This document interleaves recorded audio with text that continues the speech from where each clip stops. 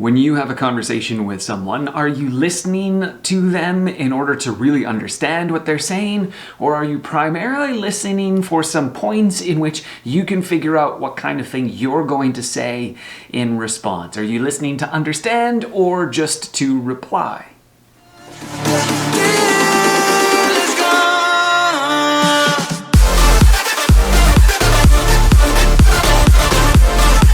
Now, it's really important for us to figure out which of these we kind of go to as our default, whether we're usually listening to understand what somebody says or if we're usually listening in order to reply. Because when we're listening to reply, we're often just listening for certain keywords that connect with certain things in our own minds so that we can then haul out our arguments or our complaints or our responses to those particular things. But we're not always listening, particularly, we're not always listening to everything that person says. Now, the reason we need to listen to everything that somebody says is because they may finish off their statement in a way that puts a twist on something that we had already assumed we knew exactly what they were going to say. So there's a practice in improv, surprise, that can help us figure out and to force us to actually listen to everything the person says before we start thinking about how we're going to reply and continuing on.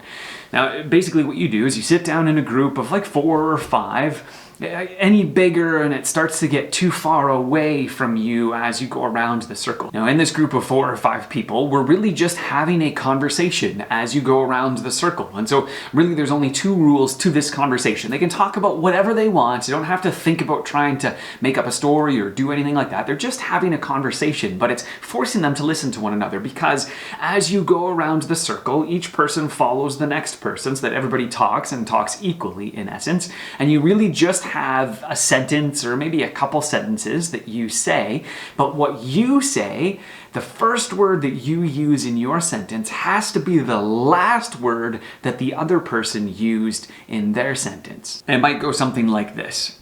I can't believe we're being forced to do this exercise. Exercise is something I really don't want to do. Do you want to go out for pizza later? Later we could grab some snacks from the grocery store. Stores are things that I love to shop at.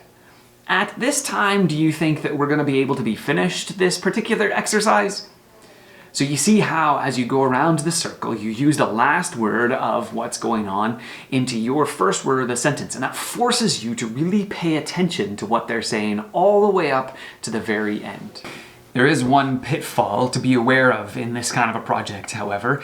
Even though people might be using the last word of the person that's before them, they might not be actually listening to understand and to support the group as a whole. I remember doing this once with a group, and as we were going around, it became very obvious that the people were trying their hardest to make it difficult for the person after them to start their sentence. They were trying to end their sentences in some really obscure different kinds of things, like talking about how they would love to meet Queen Latifah, leaving the next person with Latifah as the word that they had to start their sentence with. And so it became important for us to recognize that listening to understand isn't just enough. We have to be aware of a group itself and listen to understand and to support them, to try to make it easy to have the conversation, to make it easier for the other person to understand what it is that you are saying and continue the conversation.